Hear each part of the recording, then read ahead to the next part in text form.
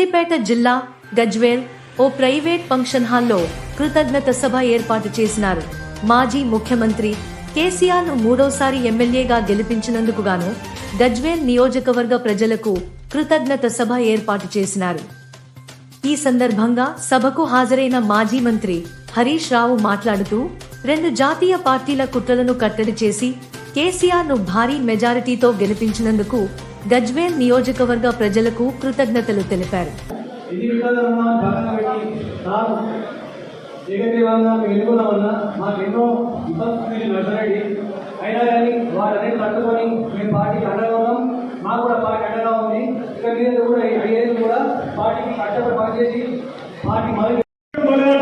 ముఖ్యంగా ఎలక్షన్ గారికి అసలు ఎలిమినేషన్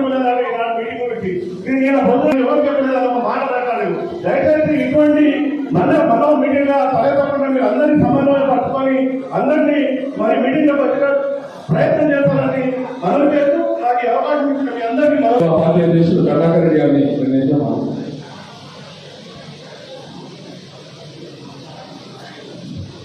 నిర్వహించినటువంటి టిఆర్ఎస్ పార్టీ కార్యకర్త సమావేశం టిఆర్ఎస్ పార్టీ పక్షాన కేసీఆర్ గారి పక్షాన గజ్వేల్ ప్రజలందరికీ నేను హృదయపూర్వకంగా కృతజ్ఞతలు నమస్కారం తెలియజేస్తా ఉన్నాను. ఈ రకంగా చాలా బాగా చేసుకున్నారు. గజ్వేల్ అనేటువంటిది ఇలా అభివృద్ధిలో అద్భుతంగా జరిగింది. మొన్న కూడా అసెంబ్లీ జరిగితే మొన్న జరిగిన అసెంబ్లీ సమావేశాల్లో కూడా గెలిచినటువంటి కాంగ్రెస్ పార్టీ మన గజ్వేల్ మీద ఎక్కసాన్ని వెళ్ళగట్టే ప్రయత్నం చేసింది. అంటే మన మీద ఒక రకమైనటువంటిది వాళ్ళు ఎప్పుడు ప్రచారంలో కూడా పెట్టారు. అసెంబ్లీలో కూడా మొన్న నేను శాసనసభలో కూడా గజ్వేల్ మీద ఒక రకమైనటువంటి ఎక్కసాన్ని వాళ్ళు వెలుగుచ్చే ప్రయత్నం అధికార పార్టీ వాళ్ళు చేశారు. బట్ ఏది ఏమైనా ఇవాళ గజ్వేల్ ప్రజల్లో ఒక నమ్మకం అయితే ఉంది.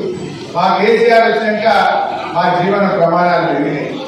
గజ్వేల్లో తాగునీటి సమస్య తీరింది, సాగునీటి సమస్య తీర్చింది. గజ్వేల్ అభివృద్ధిలో ముందుకు పోయింది మా కేసీఆర్ వల్ల అని చెప్పి ఇవాళ ప్రజలందరూ కూడా అనుకుంటా ఉన్నారు. నిజంగా బీఆర్ఎస్ పార్టీ వచ్చిన తర్వాత గజ్వేల్లో కేసులు తగ్గినాయి. ఇవాళ హత్య రాజకీయాలు కానీ, క్రిమినల్ కేసులు కానీ, డబ్బుల కట్టుడు కానీ, పంచాయతీలు చెప్పుడు కానీ, పోలీస్ స్టేషన్ల చుట్టూ, కోర్టుల చుట్టూ తిరిగేది తగ్గించింది మన బీఆర్ఎస్ పార్టీ.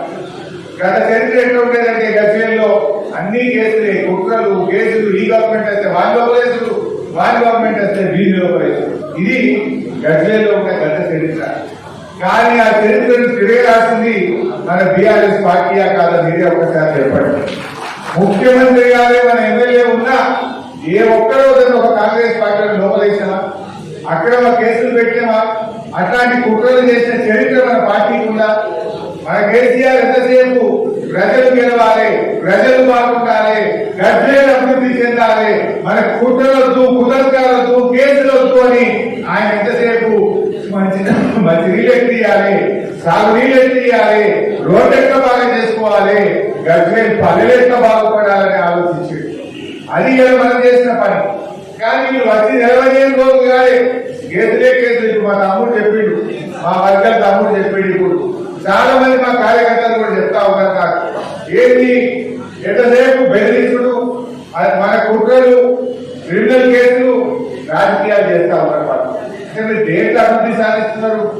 కేసీఆర్ గారేమో గజ్వేల్ను అద్భుతంగా మరి ఆయన అభివృద్ధిలో ముందుకు తీసుకుపోతే మీరు కేసుల్లో ముందుకు తీసుకుపోతున్నారు. కేసీఆర్ గారేమో గజ్వేల్ ప్రజల జీవన ప్రమాణాలు పెంచడంలో పోటీ పడ్డాడు. మీరేమో కేసులు, కుట్రలు, అక్రమ కేసులు పెట్టడంలో మీరు పోటీ పెడుతున్నారు.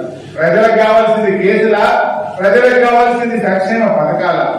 ప్రజలు కోరుకున్నది అభివృద్ధిని కోరుకున్నారు, సంక్షేమ కార్యక్రమాలు కోరుకున్నారు. కానీ మీరు చేస్తున్నది ఏంటంటే ఇవాళ మా పిఎస్సిఎస్ చైర్మన్లను దించడం, మా ఎంపీలను దించడం, మున్సిపల్ చైర్మన్ల మీద బెదిరించి అవిశ్వాసాలు పెట్టడం, కేసులు పెట్టడం మీద మీరు దృష్టి పెడతా ఉన్నారు. సర్కార్ టీవీ వీక్షకులకు నమస్కారం. మరిన్ని వార్తలు చూడటానికి లైక్ చేయండి, సబ్స్క్రైబ్ చేయండి, గంట సింబల్ నొక్కండి.